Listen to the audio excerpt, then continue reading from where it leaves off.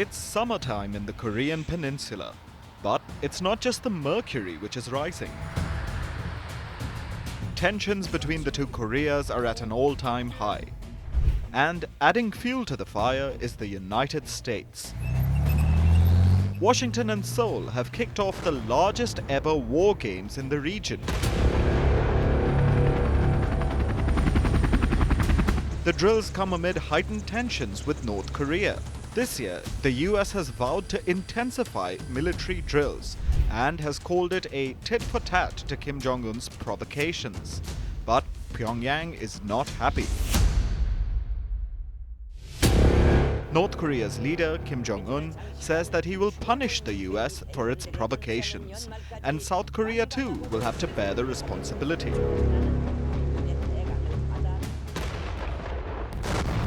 Ulchi Freedom Shield is an annual summertime exercise hosted by South Korea. The United States has been a participant in the drills since they first began in 1976. The 11-day-long exercise began on the 19th of August. This year, over 28,000 American troops are taking part. More than 200 fighter jets from the US Air Force have been deployed to South Korea. Along with their Korean wingmen, the US jets will fly over 2,000 combat sorties, all in the span of 11 days. Joining the fighter jets are America's long-range bombers, submarines, and aircraft carrier strike groups.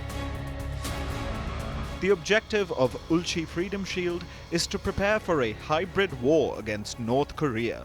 This includes 5 domains: air, sea, land, cyber, and digital.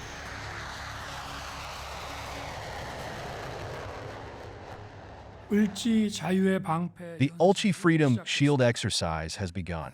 This training aims to review the government's emergency preparedness plans in the event of a national emergency and to strengthen the ability to transition to wartime operations and execute a total national defense strategy.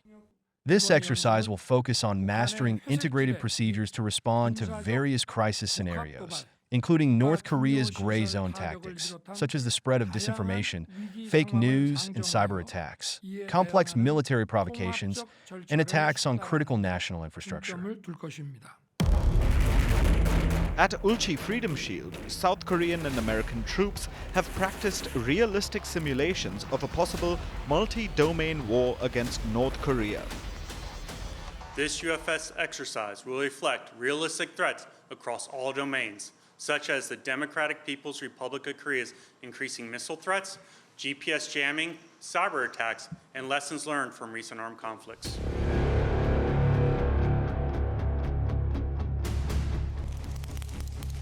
The Ulchi Freedom Shield goes beyond just military maneuvers. It also involves South Korea's civilian population. Seoul announced nationwide anti-terror drills. Residents were asked to cooperate with security officials. Air raid alerts sounded across cities. Pedestrians were urged to find shelter in basements as South Korea practiced the handling of internal security emergencies.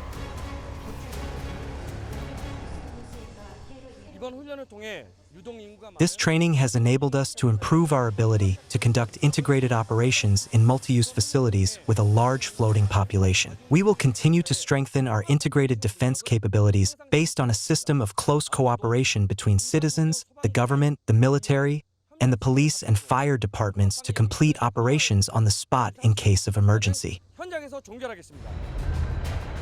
With internal security covered, South Korea then mobilized its military at a massive scale. Hundreds of tanks and troops took part in live-fire drills. South Korea's F-15 and Ka-50 fighter jets were deployed for air combat missions, and cross-border strikes were simulated through the day and into the night. If South Korea and the U.S. were united as one, we are confident in winning against the enemy in any situation.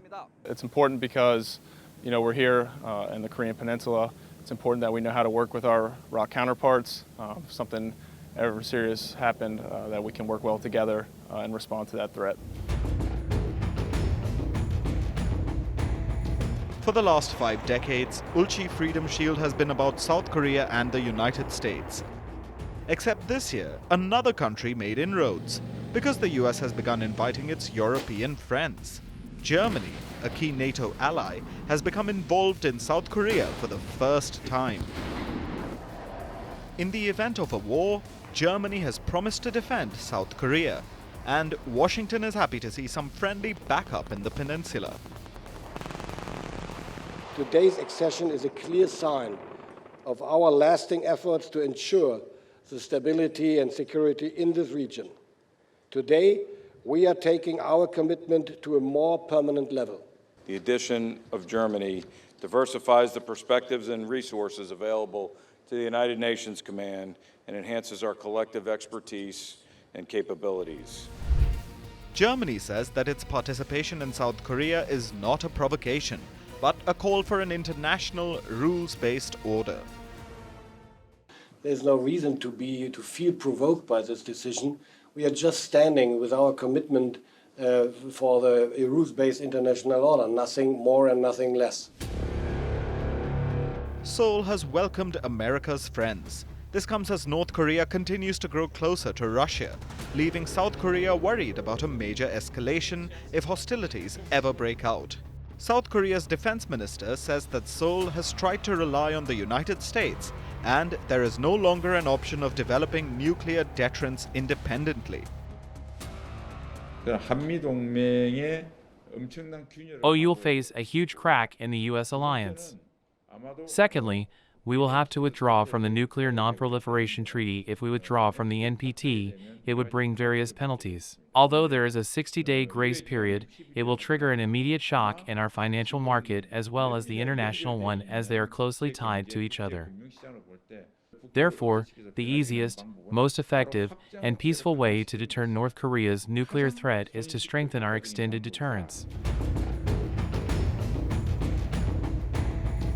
With so much happening in the Korean peninsula, North Korean leader Kim Jong-un has not been silent. Throughout the Ulchi Freedom Shield, Kim Jong-un ordered his military to carry out their own war games, including live-fire drills of rockets and missiles.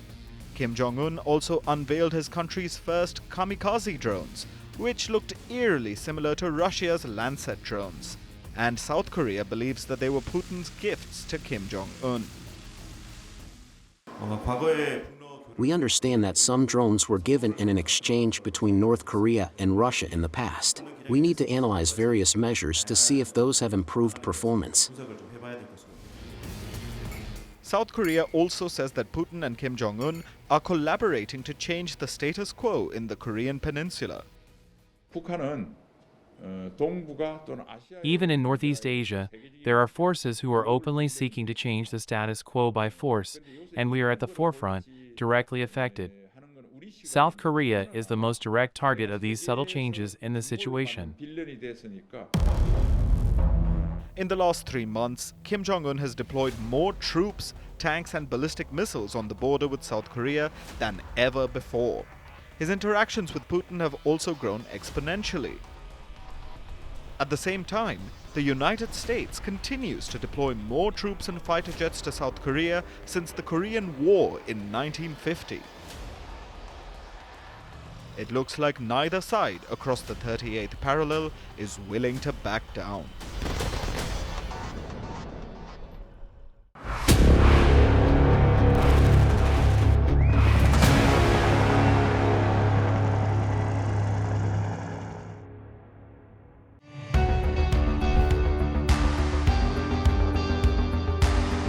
Across continents, one powerful news source.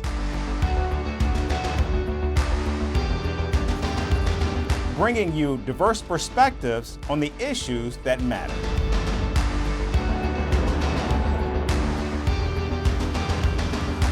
We go beyond the boundaries to give you that little extra about every sporting moment.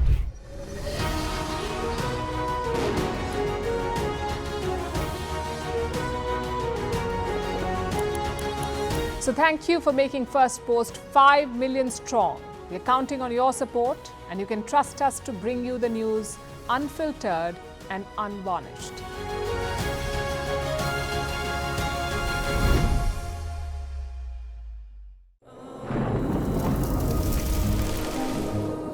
Climate change is on our doorstep. It's time for a revolution to take root. And it starts with 1.4 billion Indians. It starts with one tree for humanity, one tree for Mother Earth, one tree for our future. Project One Tree, a News 18 network initiative.